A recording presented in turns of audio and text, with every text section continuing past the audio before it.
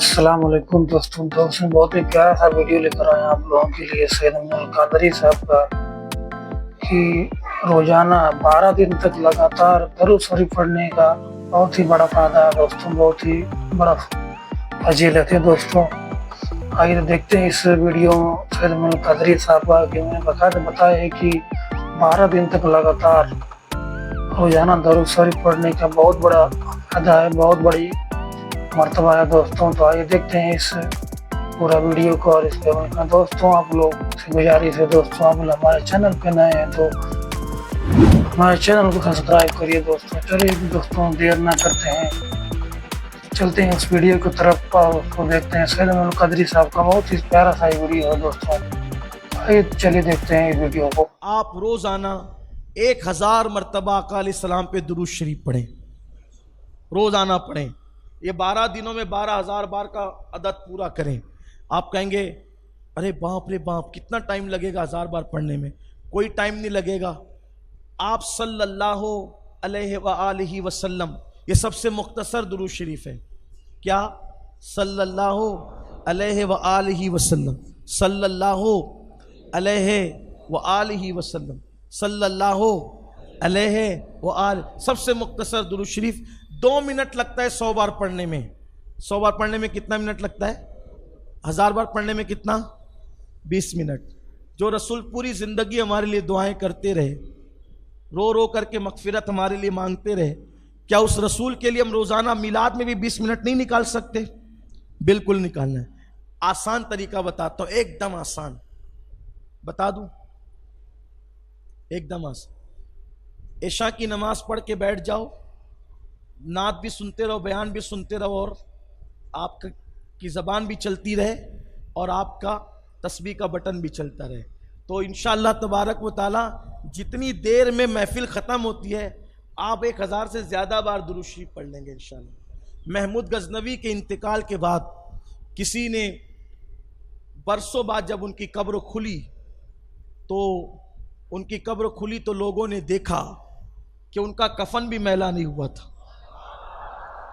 तो किसी ने मालूम करने की कोशिश की कि वजह क्या है, तो मालूम ये पड़ा कि वो बादशाह ऐसा बादशाह था कि उस वक्त तक वो सोता नहीं था जब तक 1000 मरतबा मेरे आका पे दुरूद नहीं पढ़ लेता।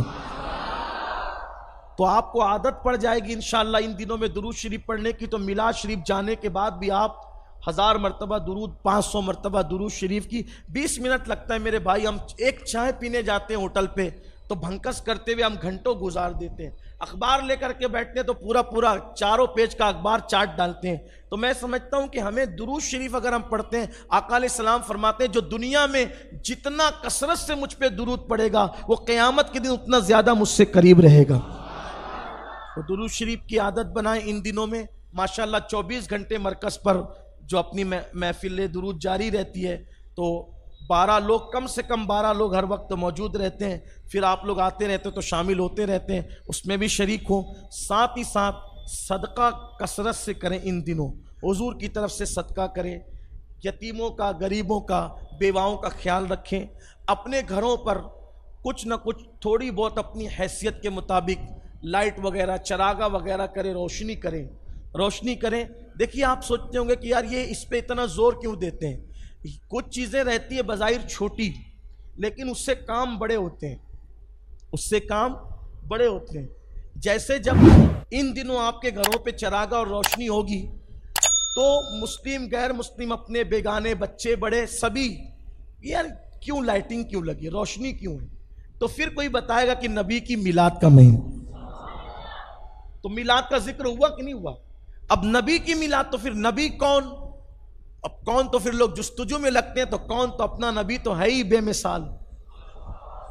तेरे तो वस्फ ऐबे तनाही से है बरी, हैराऊं मेरे शाम में क्या क्या कहूं तुझे। कह लेगी सब कुछ उनके सना खां की खामोशी, चुप हो रहा ये कह के मैं क्या क्या कहूं तुझे। लेकिन रजा ने खत्म सुखन इस पे कर दिया, खालिक का बंदा खल्क का आका कहूं तुझे। तो ये रोशनी, चरागा, ये सब होना चाहिए। कुछ लोग ऐसा सोचते हैं फजूल खर्ची है। मैं कहता हूं क्यों ऐसी दकियानुसी बातें करते हो, गुस्से में क्यों लाते हो, क्यों बुरी बात करते हो, क्यों फजूल खर्ची है? बोले एक चिराग पे, एक लाइट पे काम चलता है तो दूसरा नहीं। मैंने कहा अपने दिल पे हाथ रखकर बोल कि तेरे घर में कितनी लाइट है, तेरी मस्जिद में कितनी लाइट है। अपनी मस्जिद में देखो कितनी है, आफताब रिसालत की किरणों से जगमगा रही है।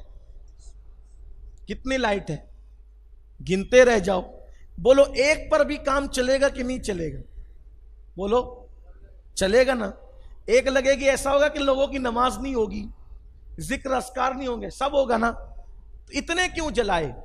एक में भी काम चल सकता था, इतने क्यों जलाए? और कहा नमाजियों के इकराम में, नमाजियों के एहतराम में, नमाजियों की सहूलत के लिए। मैंने कहा मेरे अजीज, जब नमाजियों के लिए इतनी लाइटें लगाई जा सकती है तो जो नमाज ले करके आया उसके एहतराम में भी तो लग सकती है, लगाना चाहिए। बात है इकराम की, एहतराम की। फिर जो लोग कहते हैं ना एक पे काम चलता है तो इतनी लाइटिंग है, क्यों इतनी पावर जलेगी, इतनी फजूल खर्ची होगी। मैं कहता हूं कि आप अपने मदरसे का जब जलसा करते हो तो उसमें भी तो पूरा पूरा मोहल्ला जगमगाता है ना मेरे भाई। आप क्यों ऐसी बात कर, भूल क्यों जाते हो? तुम्हारा झूठे का कुव्वत हाफजा बड़ा कमजोर रहता है। क्यों आप करते हो इतनी लाइट जलसा करते वक्त? कहा कि नहीं, अगर अंधेरे में जलसा करेंगे तो लोग अपनी बेइज्जती समझेंगे, देखो हमें बुलाया और रास्ते में लाइट भी नहीं लगाई। तो हमारे मेहमानों की इज्जत और उनकी इकराम के लिए करते हैं। मैंने कहा तेरे मेहमान के लिए करना जायज है, आमिना के लाल के लिए क्यों नहीं? इकराम की बात है, इज्जत की बात है, ताजीम की बात है।